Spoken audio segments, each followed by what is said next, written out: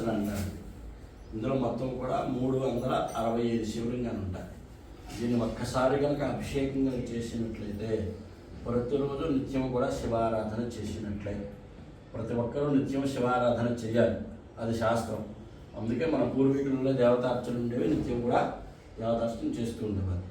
ఇప్పుడు ఉద్యోగరీత్యా ఎవరు ఈ దేవతార్చన పెట్టుకోవట్లేదు కాబట్టి ఈ మహాలింగార్చన కనుక చేస్తే ప్రతిరోజు నిత్యము శివారాధన చేసినట్లే.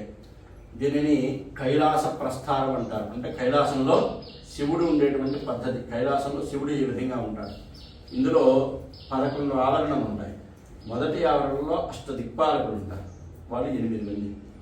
1 2 3 4 5 6 7 8 వీళ్ళని అష్టదిక్పాలకులు అని చెప్పని అంటారు. రెండో ఆవరణలో త్రిశూలాలు, బ్రహ్మ విష్ణు మహేశ్వరుడు త్రిశూల రూపంలో 8 దిక్కులో కూడా ఉంటారు. 1 2 3 4 5 6 7 8 వీళ్ళని త్రిశూలాలు అంటారు. మూడో ఆవరణలో తాండవేశ్వరుడు, ఈ కోట ప్రాకారంలాగా ఉంది చూసారా, వాళ్ళని తాండవేశ్వరుడు అని చెప్పని అంటారు. 4వ ఆవరణలో అష్ట గణపతులు. గణపతి 8 రూపాలలో ద్వారం వద్ద లోపల భాగంలో ఉంటారు. మీరు వినాయక చవితి కథ గనక గుర్తు చేసుకుంటే కైలాసంలోకి శివుడు ప్రవేశించేటప్పుడు వాకిలి వద్ద గణపతి అడ్డుకున్నాడని చెప్పి మీరు వినే ఉంటారు. అంటే ఆయన ద్వారం వద్ద ఉంటాడనమాట. 8 రూపాలలో ఉంటారు. 1 2 3 4 5 6 7 8 వీళ్ళని అష్టగణపతులు అంటారు. తర్వాత భవాది అష్టమూర్తులు, వీళ్ళు కూడా 8 మందే. అష్టగణపతులకి లోపల భాగంలో ఉంటారు. 1 2 3 4 5 6 7 8 వీళ్ళని అష్టమూర్తులు అంటారు. తర్వాత పంచబ్రహ్మలు, శివునికి 5 ముఖాలు, ఒక్కొక్క ముఖం ఒక్కొక్క బ్రహ్మతో సమానం. వాళ్ళని పంచముఖాలు అంటారు. 1 2 3 4 5 తర్వాత 6 ముఖాలు, సుబ్రహ్మణ్యేశ్వర స్వామి షట్టారులు అని చెప్పి అంటారు. 1 2 3 4 5 6 వాళ్ళని షట్టారులు అంటారు. తర్వాత ఏకాదశ రుద్రుడు, మామూలుగా మనం 11 రుద్రాలు అభిషేకం చేస్తాం కదా, వాళ్ళు 11 మంది.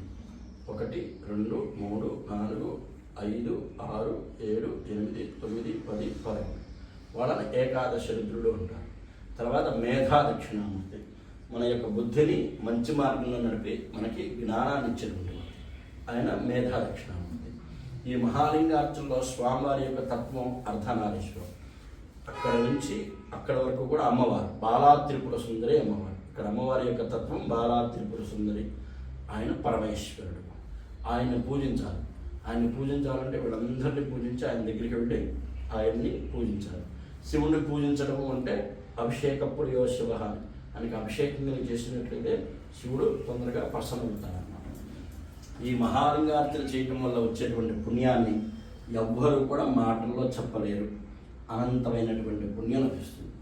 మనం ఒక యజ్ఞం చేసినా, ఒక యాగం చేసినా, ఒక దానం చేసినా, ఒక తపస్సు చేసినా ఆ యొక్క ఫలితం కొంతకాలం తర్వాత పూర్తయిన తర్వాత మరలా మన భూమి మీదకి పంపిస్తారు. కానీ ఈ మహాలింగార్చన ఎవరైతే చేస్తారో వారికి మరుజన్మ అనేటువంటిది ఉండదు. మన తదనంతరం మనం యమపురికి వెళ్ళగానే అక్కడ యముడు చిత్రగుప్తిని పిలిచి చిట్టా చూస్తాడట. అందులో వీళ్ళు మహాలింగార్చన చేశారు అని ఉంటే వాళ్ళని కైలాసానికి పంపిస్తారు. అందుకు సాక్ష్యం యముడు అనే అసిస్టెంట్ చిత్రగుప్తుడు, అనే అసిస్టెంట్ చిత్రుడు. చిత్రుడు అంటే మీరు పుస్తకం అనేటువంటి భావన చేయవచ్చు. ఆయన శివుని యొక్క వాహనం నందీశ్వరుడు, ఆయనని బహిష్ఠండీశ్వరుడు అంటారు, ఈయనని అంతఃస్థండీశ్వరుడు అంటారు. మీరు శివలింగం కనుక చూసినట్లయితే ఈ పానుమట్టం ఉంటుంది కదా, ఈ పానుమట్టం అనేది మనం ఏర్పాటు చేసుకునేది. అక్కడ ఉండేటువంటి దేవత పేరు చండీశ్వరుడు, ఆయన ఈయన అన్నమాట. అర్థమైందండి. ఈ మహాలింగార్చన చేయడం వల్ల గంగాది పుణ్య నదులన్నింటిలో స్నానం చేస్తే ఎంత పుణ్యం లభిస్తుందో అంత పుణ్యం లభిస్తుంది. పుణ్యక్షేత్రాలు కాశీ, శ్రీశైలం, రామేశ్వరం అటువంటి పుణ్యక్షేత్రాలను సందర్శనం చేసుకుంటే ఎంత పుణ్యం లభిస్తుందో అంత పుణ్యం మనకి మహాలింగార్చన వల్ల లభిస్తుంది. రామాయణ, భారత, భాగవతాలు విన్నా చదివిన ఎంత పుణ్యం లభిస్తుందో కేవలం ఈ మహాలింగార్చన వల్ల మనకి అంత పుణ్యం లభిస్తుంది. పూర్వజన్మ సుకృతం ఉంటే కానీ ఆ యొక్క లింగార్చనని మనం చేయలేమన్నమాట. ఇప్పటి వరకు జరిగినటువంటి దాన్ని మహాన్యాసం ఉంటాం. అంటే న్యాసంలో కల్లా పెద్దది అని.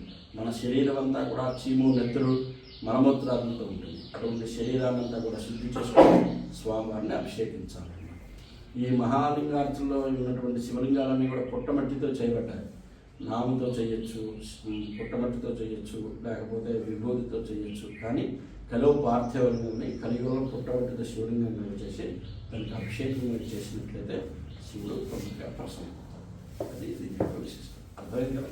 హర నమః పార్వతీపతయే హర హర మహాదేవ హర.